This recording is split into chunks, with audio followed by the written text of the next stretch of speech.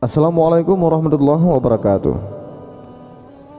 Ketika Rasulullah menceritakan kisah ini kepada para sahabat menangis terharu mendengarnya.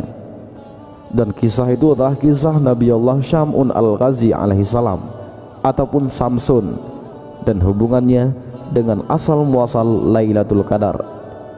Namun bagaimana kisah selengkapnya?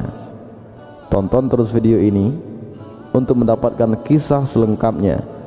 Namun sebelum melanjutkan videonya, jangan lupa untuk klik like videonya, bagikan video ini sebagai sarana dakwah, dan jangan lupa tekan tombol subscribe untuk mendapatkan video-video terbaru dari channel Tafakkur Fiddin. Terima kasih. Nabi Syam'un al-Ghazi alaihissalam memiliki beberapa nama. Dalam bahasa Arab beliau disebut dengan Syamsyaun ataupun Syam'un. Dalam bahasa Ibrani disebut dengan Simson. Dalam bahasa Tiberiyas disebut dengan Shimshon. Dalam Alkitab Nasrani beliau disebut dengan Samsun. Nama Syam'un sendiri artinya yang berasal dari matahari, sedangkan Al-Ghazi artinya yang berasal dari Ghazi ataupun Gaza, Palestina sekarang. Suatu ketika Nabi SAW berkumpul bersama para sahabat di bulan suci Ramadan.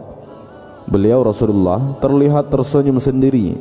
Lalu ditanya oleh para sahabatnya, "Apa yang membuatmu tersenyum wahai Rasulullah?"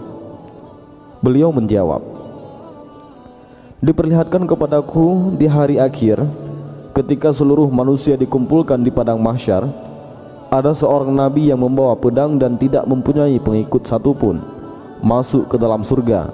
Dia adalah Syam'un." Ketika Rasulullah bercerita tentang seorang nabi bernama Syam'un al-Ghazi alaihissalam, beliau adalah nabi yang berasal dari Bani Israel yang diutus di tanah Romawi.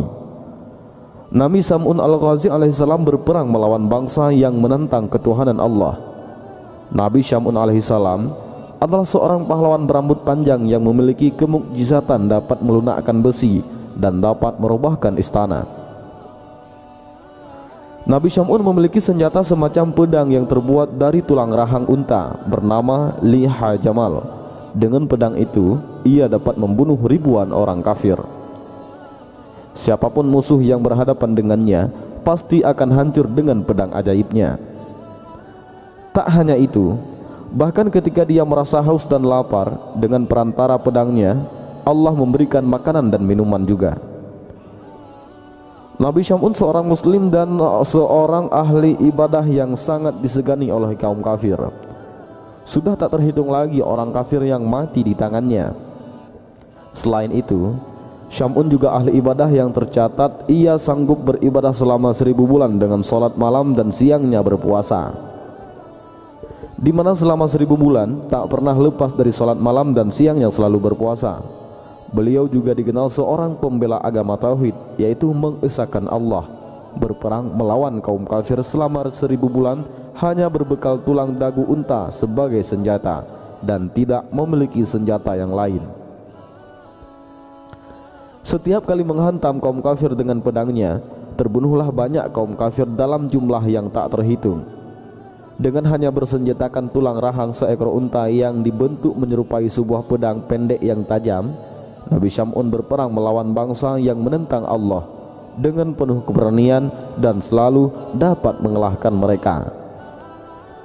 Ketangguhan dan keperkasaan Nabi Syam'un dipergunakan untuk menantang penguasa kaum kafirin saat itu, yakni Raja Israel. Menghadapi kesaktian Nabi Syam'un al-Ghazi membuat para kafirun kewalahan. Mereka mencari jalan untuk bisa menundukkannya, dan dengan segala kehebatannya itu ia dibenci oleh para musuh, terutama dari golongan orang kafir.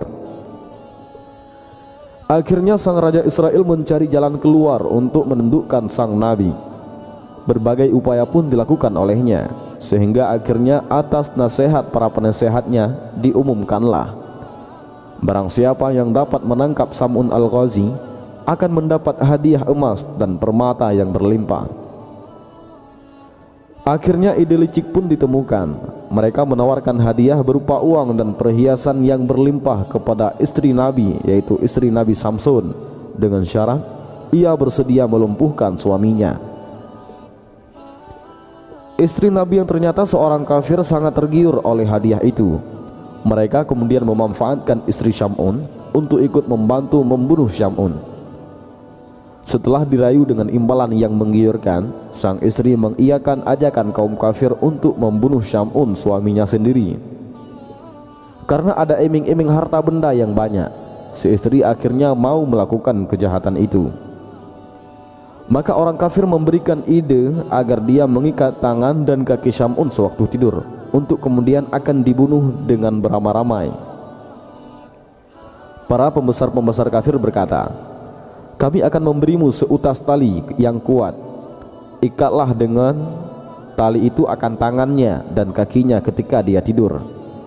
Nanti setelah itu, kamilah yang bertindak untuk membunuhnya." Pada hari pertama, istri Syam'un gagal karena ketiduran yang disebabkan karena suaminya terlalu lama mengerjakan sholat malam. Lama waktunya itu sehingga membuat istri Syam'un tak kuasa menahan kantuk yang amat sangat. Memang Syam'un al-Ghazi tidurnya hanya sedikit saja dalam semalam, di mana malam-malamnya hanya dipergunakan untuk beribadah kepada Allah.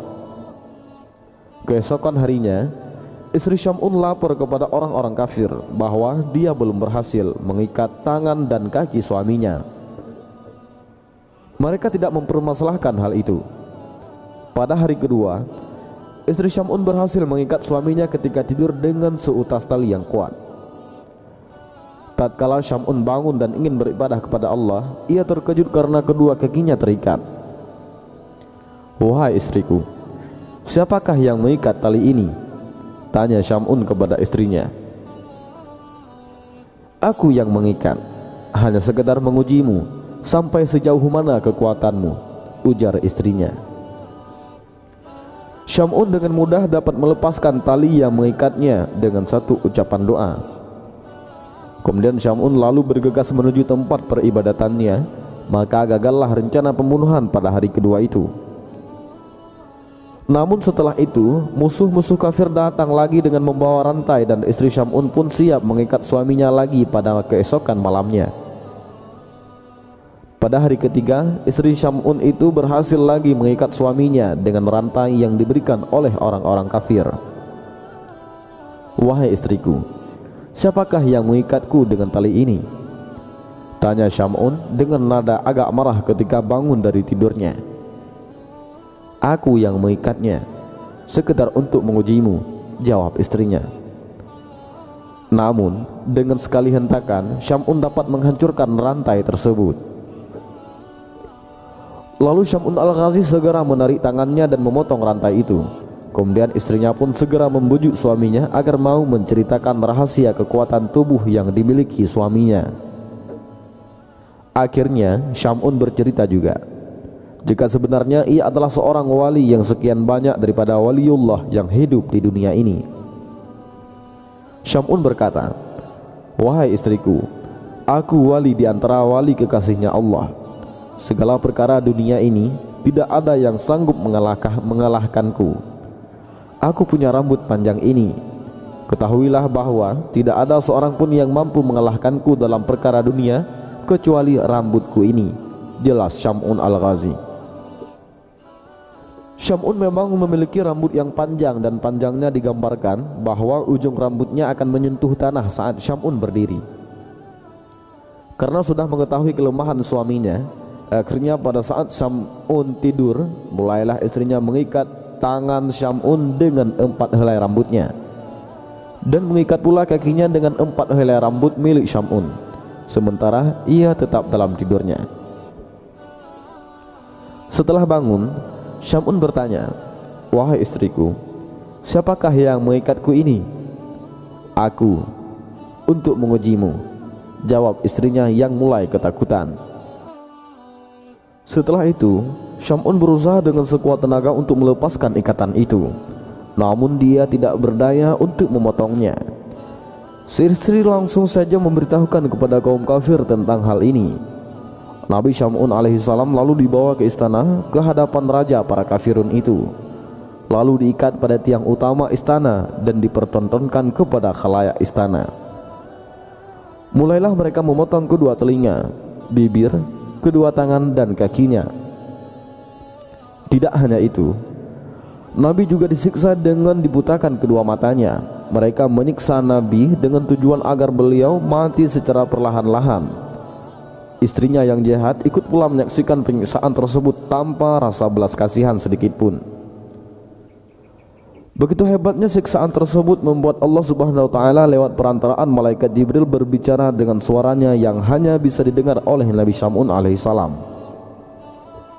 Hai Syamun, apa yang engkau inginkan?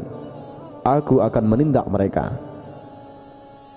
Nabi Syamun menjawab, ya Allah, berikanlah kekuatanku padaku hingga aku mampu menggerakkan tiang istana ini, dan akan aku hancurkan mereka dengan kekuatan darimu ya Allah. Bismillah, la haula wa la quwata illa billah. Doa Nabi Syamun al-Ghazi alaihissalam dikabulkan oleh Allah Subhanahu wa taala. Allah Subhanahu wa taala memberi kekuatan kepada Syamun yang kekuatannya tidak bisa dibayangkan dan melebihi kekuatan dari rambutnya sendiri. Maka dengan seizin Allah, Nabi Syamun al-Ghazi alaihissalam menggoyangkan tiang istana tersebut. Nabi Syamun hanya bersingkut sedikit saja, putuslah tali rambut itu. Bahkan tiang itu pun rubuh menimpa raja bersama seluruh khalayak istana, termasuk istrinya yang durhaka dan orang-orang yang telah menyiksanya.